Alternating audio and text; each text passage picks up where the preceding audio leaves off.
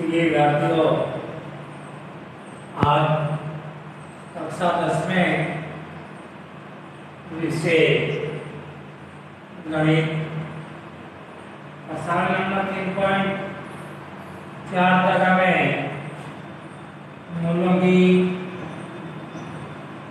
द्विघात समीकरण के मूल ज्ञात करने के जो विधियां थी वो सीख चुके हैं। इसमें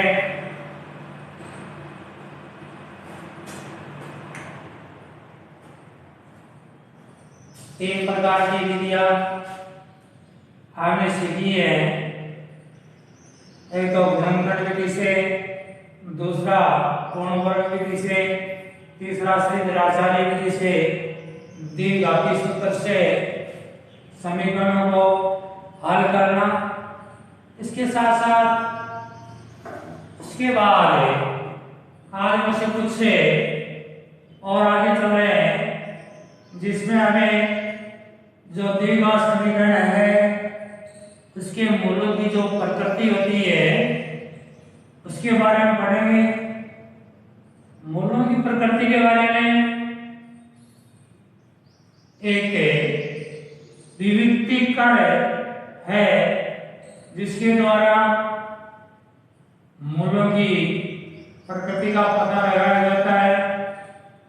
यानी किसी भी द्विघात समीकरण के मूल किस प्रकार के होंगे, धनात्मक या ऋणात्मक या वास्तविक या समान बराबर हो सकते हैं या भिन्न भिन्न हो सकते हैं। तो इस प्रकार के द्विघात समीकरण के मूलों की जो प्रकृति है उसके बारे में ज्ञात करने के लिए एक विविक्तीकरण है।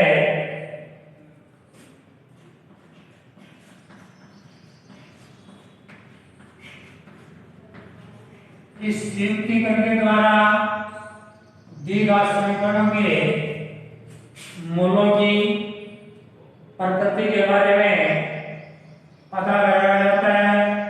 इसमें तीन प्रकार की प्रकृति बताई गई है। यदि पहला है यदि बी स्क्वायर माइनस 4ac का मान बड़ा है शून्य से।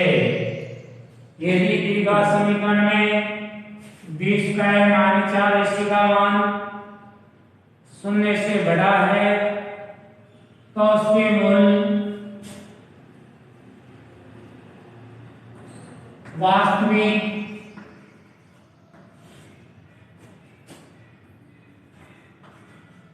धनात्मक व भिन्न भिन्न होंगे। यदि बी स्क्वायर माइनस 4ac जो विविक्तीकरण है उससे मूलों की प्रकृति के बारे में जांच करते हैं। यदि इसके मूल बी स्क्वायर माइनस 4ac का मान शून्य से बड़ा है तो द्विघात समीकरण के मूल वास्तविक धनात्मक और भिन्न भिन्न होंगे। क्योंकि द्विघात समीकरण के दो मूल होते हैं तो उनमें से इससे बी स्क्वायर माइनस 4ac हमें बताएगी कि जो द्विघात समीकरण है उसके मूल वास्तविक धनात्मक और भिन्न भिन्न होंगे। इसको d के बराबर रखा जाता है। ये d बराबर बी स्क्वायर माइनस 4ac जहाँ पर d किसी समीकरण के मूल है तो d का मान बी स्क्वायर माइनस 4ac में रखा जाता है। इसलिए हम सीधा इसको बी स्क्वायर माइनस 4ac रख देते हैं। ये उस द्विघात समीकरण का रूप है जो ax square plus bx plus c बराबर शून्य के रूप का होता है।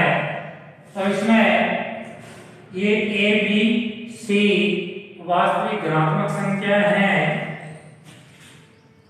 दूसरा बिंदु यदि बी स्क्वायर माइनस 4ac बराबर है शून्य के,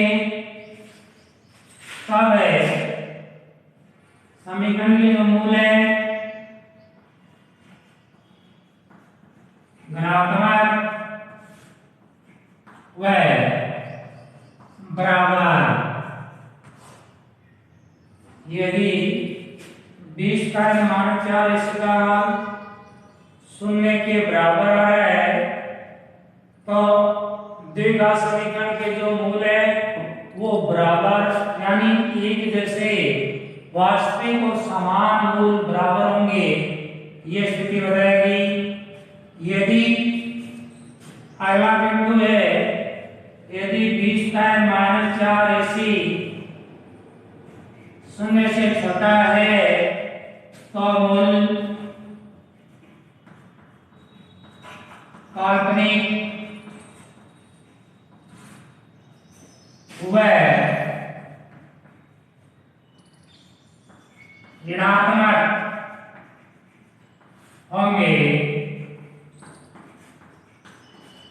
ये इसका बहिष्कार मान 4 ऐसी जो सूत्र है इसका नाम व्यक्तिकर है, जो किसी भी द्विघात समीकरण के मूलों की जो प्रकृति होती है उसको ज्ञात करने का सूत्र है। और 20 का मान 4 ऐसी का एक सूत्र हमें द्विघाती सूत्र में इसका एक पद भी था, तो वहां जब हमें 20 का मान 4 ऐसी का मान प्राप्त कर लेंगे तो द्विघाती सूत्र से उसका आगे भी विशेष पता लगाया जा सकता है। तब हमें इस सूत्र के द्वारा द्विघात समीकरण किसी भी प्रकार के जो भी मूल होंगे उन मूलों के बारे में पता कर लेंगे।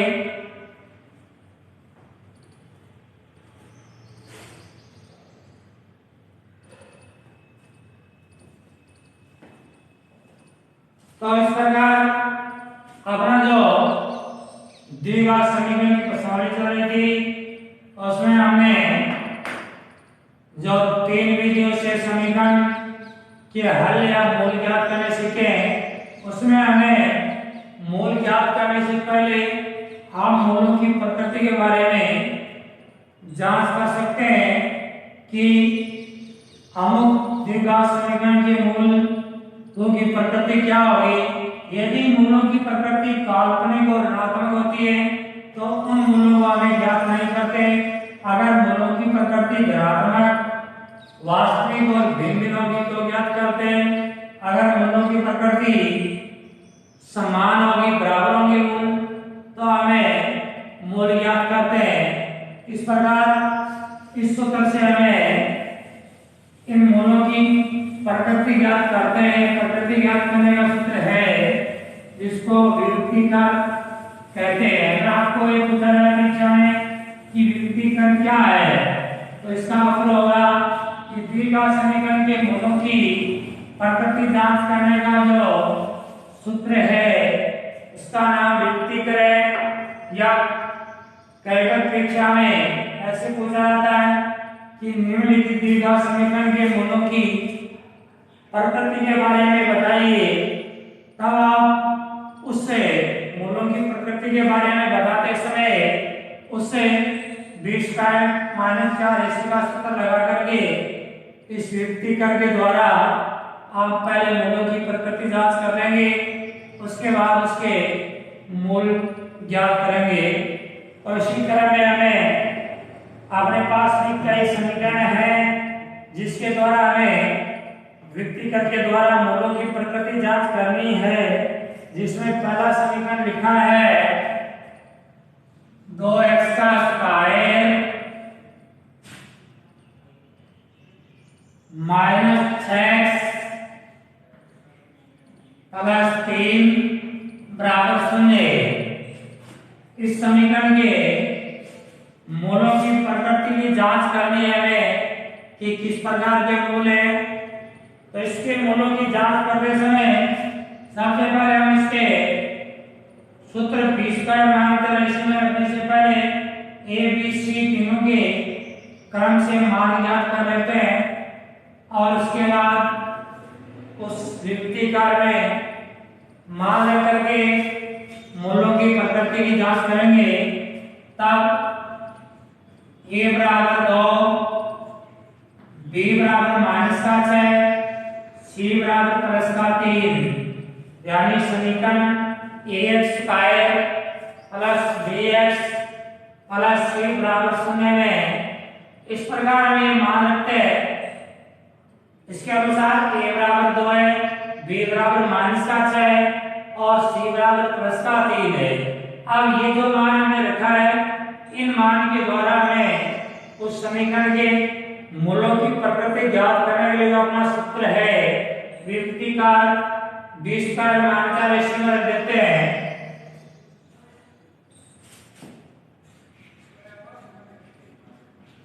मूलों की प्रकृति बराबर b स्क्वायर माइनस 4 ac से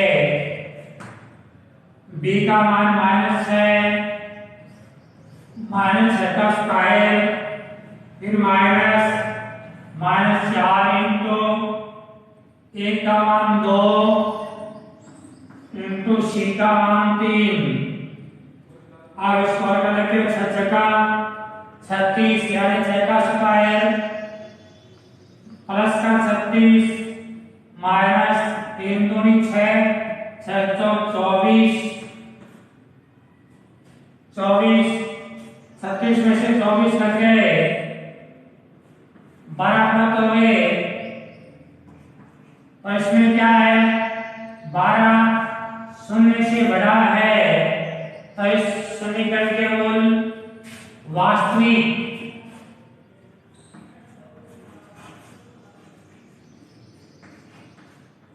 समीकरण के मूल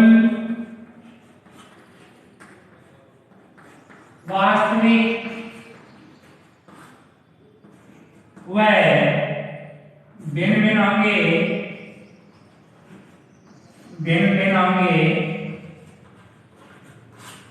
यानी ये जो अपना समीकरण है इसके मूल जब भी हम ज्ञात करेंगे तो इसके दोनों मूल अलग अलग भिन्न होंगे और वास्तविक होंगे, क्योंकि b स्क्वायर में 4ac का जो मान है वो 0 से बड़ा है, और जब b स्क्वायर में 4ac का मान 0 से बड़ा होता है तो द्विघात समीकरण के दोनों मूल वास्तविक और भिन्न होते हैं। इस प्रकार हमें इस प्रकार मूलों से ज्ञात कर सकते हैं सूत्र से।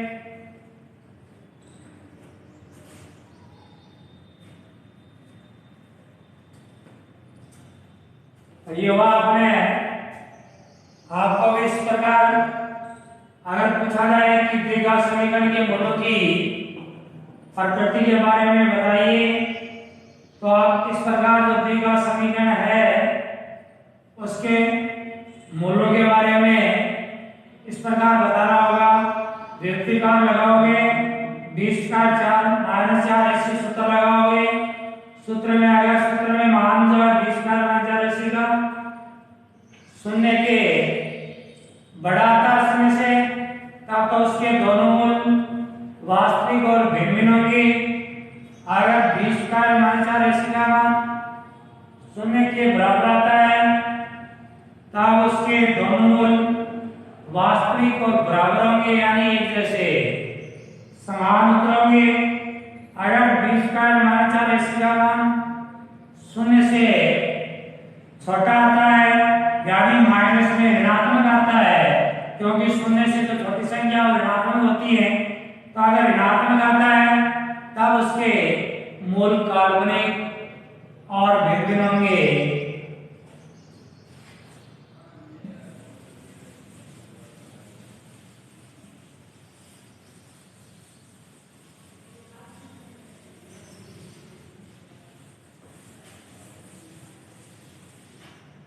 इसके बाद आगे सवाल है समीकरण और है, उसके द्वारा अगर मूलों की प्रकृति उसकी भी जांच कर लेते हैं, जिसमें लिखा है 2x का स्क्वायर माइनस 4x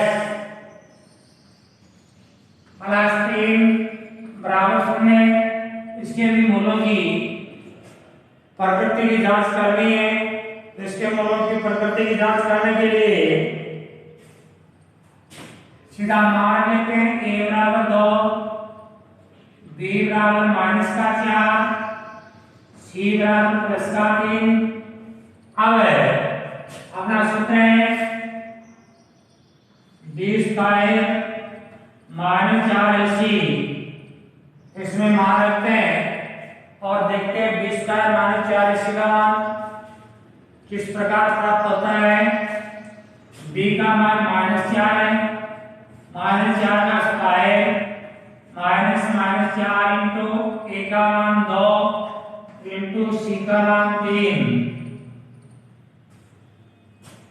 -4 है, -4 का और स्क्वायर है स्क्वायर, तब 4 चौक 16 हो गए प्लस के, और ये हो गए 3 दूनी 6 और 6 चौक 24, ये हो गए माइनस के 6 चौक 24, माइनस के 24 हो गए। अब क्या है, यहाँ माइनस के 8 प्राप्त हो रहे हैं जो कि 0 से छोटा है। अब हम यहाँ कह सकते हैं कि इस दीर्घा समीकरण के मूल काल्पनिक और ऋणात्मक होंगे, क्योंकि b² -4ac का जो मान है वो माइनस ऋणात्मक संख्या में 0 से छोटा प्राप्त हो रहा है, और जब 0 से छोटा होता है तब उसके मूल काल्पनिक और ऋणात्मक होंगे। तो ये हो गई आपके लिए दो प्रकार की स्थितियां हो चुकी हैं, एक तो वास्तविक और धनात्मक भिन्न की, दूसरी काल्पनिक यानी ऋणात्मक की। और एक समीकरण और उसे ज्ञात कर लेते हैं, x का स्क्वायर -4x + 4 बराबर 0 में a बराबर 1, b बराबर -4, c बराबर 4। और हमें इस समीकरण के मूलों की प्रकृति के बारे में जांच करते हैं, तब b² -4ac बराबर 0 देखते हैं आप, b का मान -4 का स्क्वायर -4 इंटू a का मान 1 इंटू c का मान 4 बराबर 0, 4 चौक 16 -4 चौक 16 बराबर 0 बराबर 0, यानी इस समीकरण में b² -4ac का मान 0 के बराबर हो रहा है।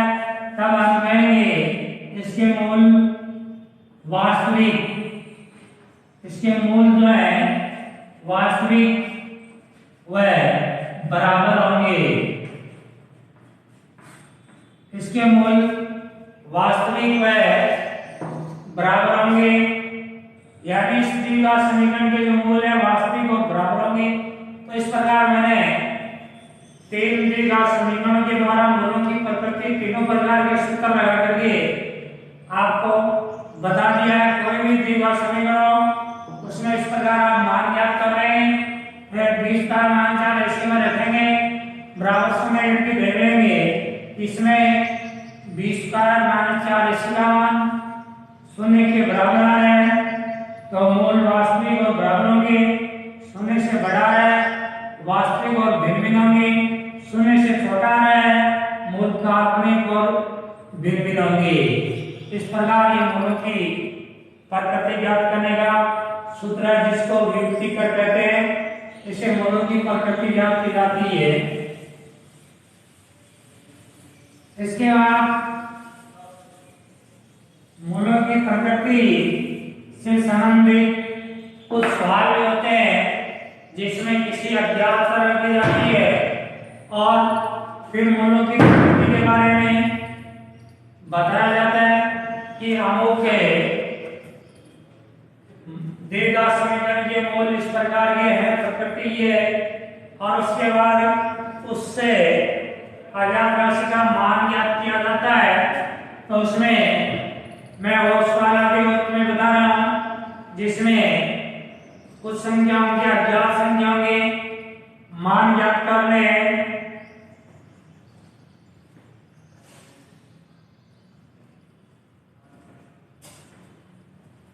तो अपने पास सवाल है कि के का मान ज्ञात करना जब समीकरण के मूल वास्तविक और बराबर हो, यानी हमें अज्ञात चर के का मान ज्ञात करना है जिसमें अपने पास जो द्विघात समीकरण है उसके मूल वास्तविक और भिन्न भिन्न हैं, नहीं सॉरी मूल वास्तविक और बराबर है। तो जब उस समीकरण के मूल वास्तविक और बराबर हैं उस स्थिति में हमें के का मान ज्ञात करना है। समीकरण दिया गया हमारे पास kx कोष्ठक x माइनस 2 कोष्ठक 1 प्लस 6 बराबर 0। इस समीकरण में अज्ञात चर अपने पास k है और k का मान ज्ञात करना है। समीकरण की स्थिति ये बताई है कि समीकरण के जो मूल है वो वास्तविक और बराबर है। पहले समीकरण को खोल लेते हैं। kx का स्क्वायर माइनस 2kx प्लस 6 बराबर 0। अब समीकरण को खोलने पर जो अपने पास समीकरण द्विघात है वो ax square plus bx plus c बराबर 0 के रूप का प्राप्त हो गया है। इसे हमें abc के मान ज्ञात कर लेंगे और उसके बाद b स्क्वायर माइनस 4ac वाले सूत्र में रखेंगे, क्योंकि इसमें बताया गया है कि द्विघात समीकरण के मूल वास्तविक और बराबर है, तब b स्क्वायर माइनस 4ac बराबर 0 होगा। कब है a बराबर k, b बराबर माइनस 2k, c बराबर 6, यानी समीकरण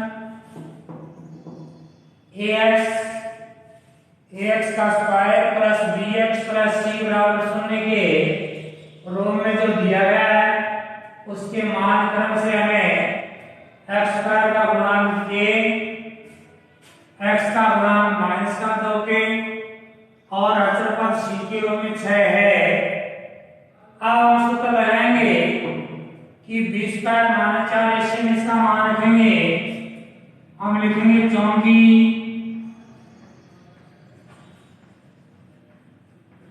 समीकरण के मूल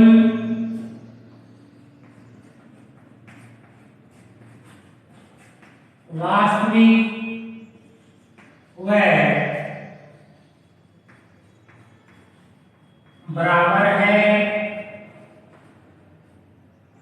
अतः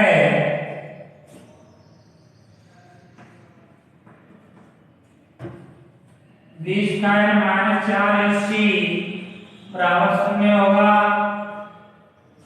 अब अपने पास जो मान है वो b स्क्वायर माइनस 4ac जो सूत्र है अपना उस सूत्र में रख देते हैं।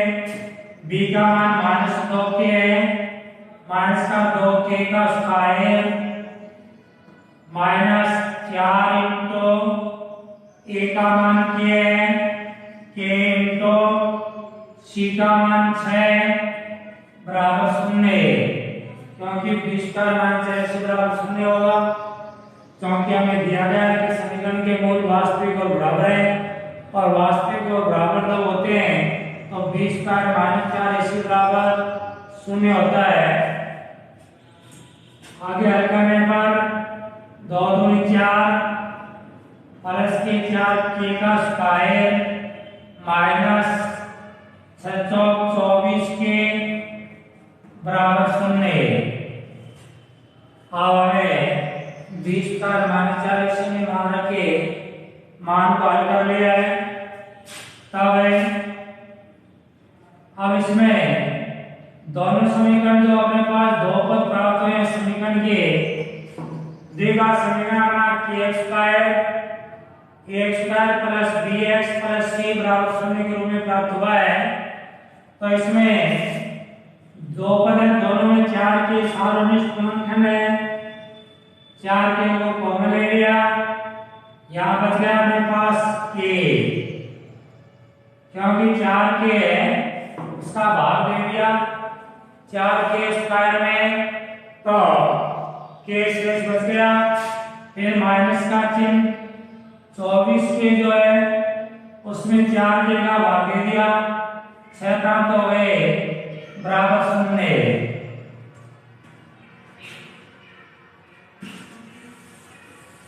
अब इसी समीकरण में फिर आगे कर लेते हैं, क्योंकि द्विघात समीकरण है और द्विघात समीकरण के दोनों मूल समान होंगे, दोनों मूल वास्तविक है। k का मान ज्ञात करना है जब समीकरण के मूल वास्तविक और बराबर हैं, उस स्थिति में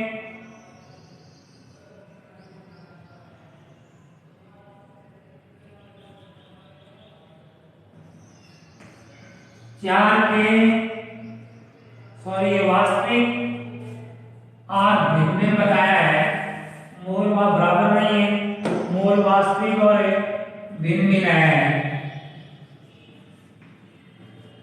मूल वास्तविक और भिन्न है, बराबर नहीं है, वास्तविक और भिन्न वाला है,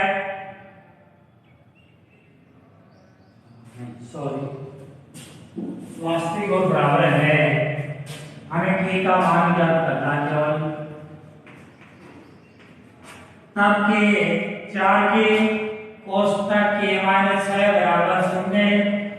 अब अपने पास दास समीकरण में अपने पास दो पद है, 4 के बराबर 0 या k बराबर 0/4 या k बराबर 0, या तो इस द्विघात समीकरण के मूल समान वास्तविक और बराबर होने के लिए k का मान जब 0 हो तब हो सकते हैं, या इसके अलावा k के दूसरे मान में भी है, k - 6 बराबर 0 तब k बराबर 6, यानी एक तो k बराबर 0 और k बराबर 6 ये दोनों ही मान होने पर यदि k के स्थान पर या तो 0 हो तब द्विघात समीकरण के दोनों मूल वास्तविक और बराबर होंगे, या k का मान 6 होगा तब भी उसके दोनों मूल वास्तविक और बराबर होंगे। इस प्रकार है k का में दो मान प्राप्त हुए हैं, एक तो k बराबर 0 और एक k बराबर 6। इन दोनों मानों के लिए ही इस द्विघात समीकरण के दोनों मूल वास्तविक और भिन्न होंगे।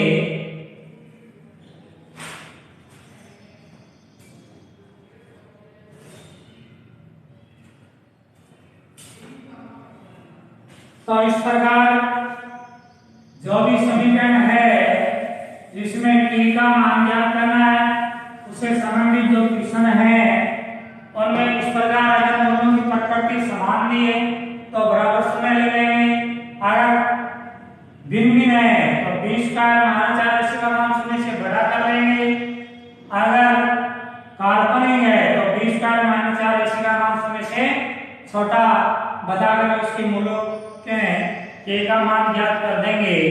इसी क्रम में आपको नोटबुक में जो प्रश्न है मूलों की प्रकृति के बारे में k का मान ज्ञात करना, उनको कम से कम नोटबुक में 5 क्वेश्चन आवश्यक रूप से हल करें ताकि आपको उन क्वेश्चनों को अच्छे प्रकार से याद रखने में कोई समस्या न हो।